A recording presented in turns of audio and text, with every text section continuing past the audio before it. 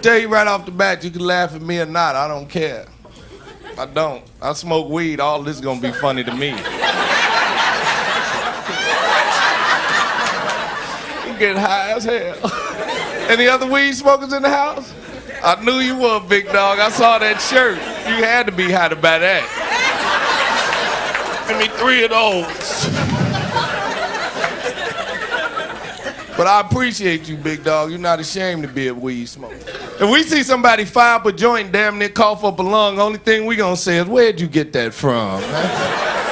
Can I hit it, please? And I smoke good weed. You smoke good weed, big dog? You ever smoke weed so good you forgot you were high? Do something dumb like walk in church with a joint behind your ear like, what up, Red? Oh, no, baby, that's for the collections. To get you closer to God, trust me, I just got back. Y'all got any more of those little crackers in the back? I got the munchies, for real. I mean, you ever smoke weed so good you talking on your cell phone, but you looking for it like, hold on, man, I can't even find my damn phone. I don't know what I did with that. Hey, call me back when the phone ring, I'ma pick it up. All right, I'm about to hang up right now. Tell you, man. I smoked some weed so good one time I got fired from my job. Showed up the next day. They were like, we fired you. I was like, y'all was serious? Well, let me get a number 3 while I'm in here. Go ahead, supersize it. I got 39 cents. Forget it, take it out of my last check. But see, I don't smoke weed to get high. I don't. That's not my intent. I smoke weed because it enhances your thought process. It does. If you smoke good weed, you will think deeply about nothing. Not a damn thing. But you'll sit up all night and try and figure it out like, okay, add the 1, carry the 3. And every night I go home, I enhance my thought process. I roll up a couple of good ones, I pop in a karate movie, and I'm smoking and thinking. Smoking and thinking. But a lot of this stuff I think about, I don't know the answer to none of it. So I'm gonna ask you some of the things I think about when I'm high. Maybe you know the answer. Like, other day, man, I was high as hell. I'm thinking to myself, like, can you sentence a homeless person to house arrest?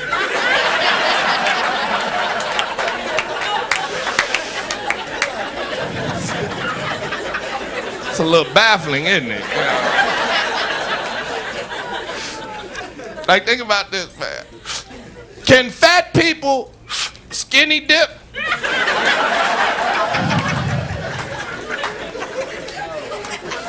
And if they can, who really wants to see that? Think about this, man. Do blind people see stuff in their dreams? And if they do, how do they know what it is? No, you can laugh. There's no blind people in here. Yeah. And if it was, they wouldn't know who said it or who was laughing, so don't blow my high. Live by my rules of life. I don't care what people think. You know, I love sex. If you're in the house and you love sex, let me hear you say hell yeah. See, y'all kind of mellow with it. I love sex. I go all out. I love sex so much, I put the date rape drug in my drink. Love me. You go out with me, it's gonna happen. I'm gonna fight you off for nothing. You know, but these ladies play when it comes to sex, don't they, Pimp Daddy? Yes, they do. One of these women will call you over her house 3 in the morning, fellas. You'll get out of bed, drive all the way over there in the anticipation that you about to get some. You get there and she like, well, we can't do nothing, it's that time of the month. You're like, well, then what the hell did you call me over here for? 3 in the morning is doing it hours. That's not cuddling hours. You want to cuddle with a man, call us over about 7 in the evening. By 3 in the morning, we sleep. We forgot our initial mission. know, because I live by my rules of life, man. This stuff you guys hate that I love. I love crackheads. I do. I love them little stinky guys. Because I got stuff that needs to be done. Who else gonna cut your grass for $3 with a pair of scissors? He'll be out there all day like, I'm gonna fade your backyard up right after this. Don't worry, it's gonna look tremendous. He'll edge your whole lawn up with a pizza cutter like do do do do do do do do do do do. I love them dudes, man. I'm from Chicago, but I live in New York right now. I live in Brooklyn. Been living there over a year now. But my dumb ass moved there right in time for that power outage last year. I was messed up. Because I didn't even know it was a power outage. My power had been off the past 2 weeks, yeah. People outside like, the power's out, the power's out. I'm thinking they making fun of me. I'm yelling out the window like, mind your business, I'm waiting on a check. People in New York are nosy. Because you don't see anything in New York. The stuff in New York doesn't surprise the average New Yorker. I was walking down the street the other day. I saw a rat walking a mouse. He had him on a leash like, he had a little pooper scooper. I'm like, he cares about the community. But I was born and raised in Chicago. Come from a big family. My mother had 19 brothers and sisters. Yeah, that's what my grandmother said every 9 months. Oh, God. But it was cool being from a big family because nobody messed with you, you know. When you were little, you always had somebody to play with, but it was messed up stuff in our family, like birthdays. Because my family believed in birthday licks. You know, that's a hit for every year, man. I mean, you got that many people in your family. Birthday licks is like a gang initiation. I mean, you 7 years old, fighting off about 78 people, because it's your birthday, and my grandmother sitting there talking about, open that punk's chest up. Quit crying, you sissy. Bam! Pick his ass up. I got 6 more. Somebody watch my greens. I'm going to be out here for a minute.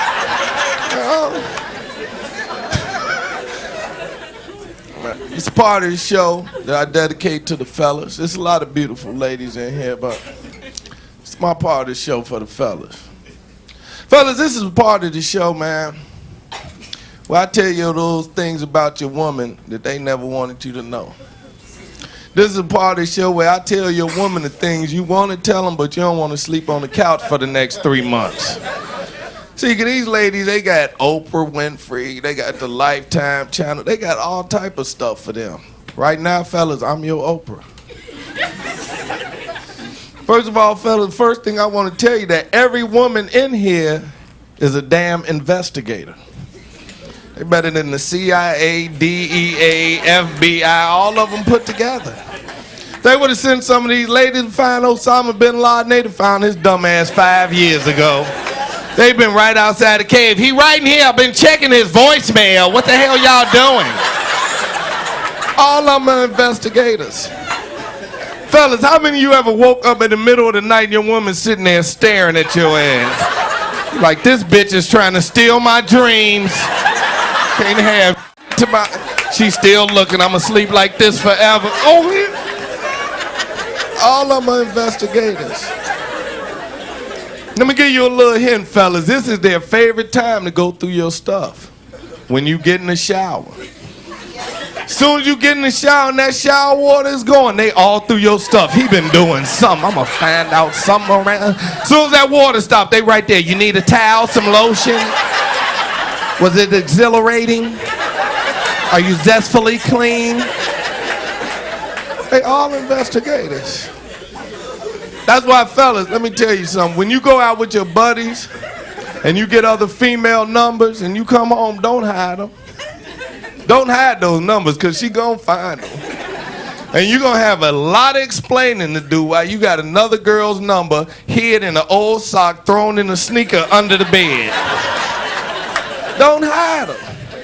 Fellas, do what I do. Make it to your advantage. When I come home, I take all my numbers out, put them on the dresser. I call my woman in like, look, 7 numbers, bitch, I'm popular. fellas, if you have to make up some numbers, make up some numbers. Throw her on the defensive. Put her number down there. Let her figure out who this bitch is. She'll be on the phone for 2 weeks like this bitch number is always busy, but I'll find out who she is. I'm an investigator. That's what I do. I'm going to find out. I'm telling you. Let me hear a round of applause, all the married men in the house. All right, about 6 dumbasses.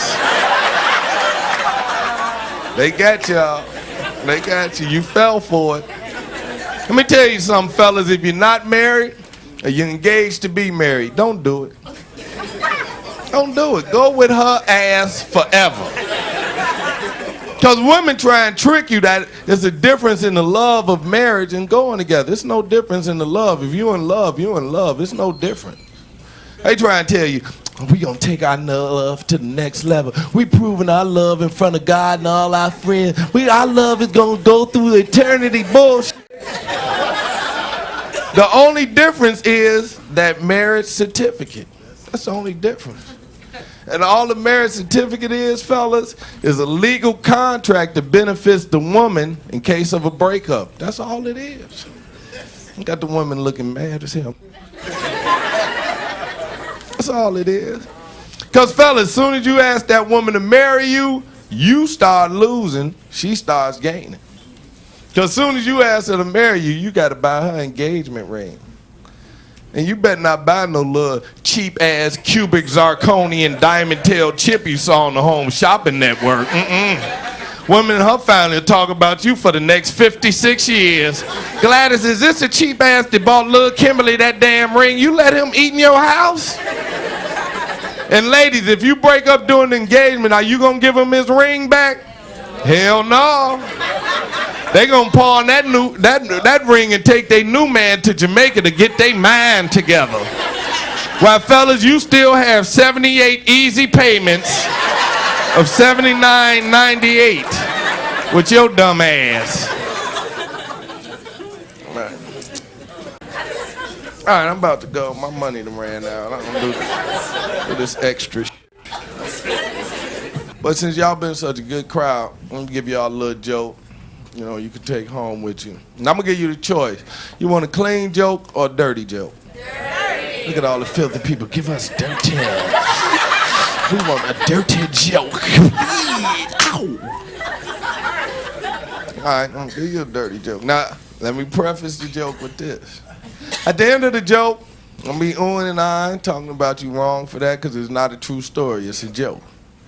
I did this joke on TV before, so if you heard it, don't yell out the punchline and spoil it for everybody else. Also, at the end of the joke, remember, you requested a dirty joke. I didn't just throw this out here at you.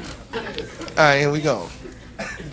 Guy came home late from work one night, day before his wife's birthday, so he looked up in the bedroom window. All the lights was out, so he thought to himself, ooh, finna go up here, give her a little pre-birthday surprise. She ain't gonna never forget. So he tiptoed up the stairs. He went in the bedroom. All the lights was out. All he could see was his wife's feet hanging from under the cover. So he took off all his clothes. He slid under the cover. He started tearing his wife up for a good hour and a half. Don't that sound like the bed springs?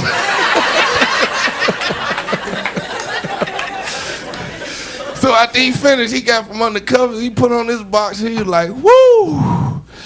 Big Daddy did his thing tonight, baby. Let me go downstairs and make me a sandwich. Toasted bread if we got it. So on his way to the kitchen, he saw the TV on in the living room. He looked in the living room, he saw his wife sitting on the couch. He like, hey, baby, how you beat me downstairs after all that good love? And she was like, shh, fool, your mama's upstairs in the bed sleeping. You do not want to wake her ass up.